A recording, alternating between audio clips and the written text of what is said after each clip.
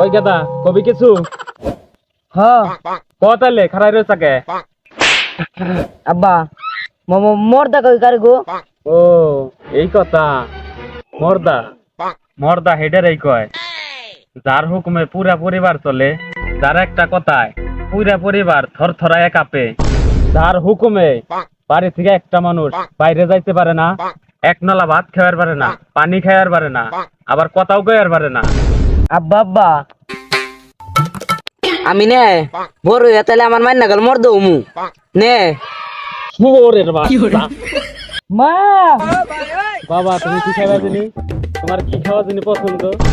আঙ্গুর, কলা, আপেল, বেদনা এই নেই না আরো কিছু বাদ পড়লো, তাও তুমি তোমার মায়েরে গো না।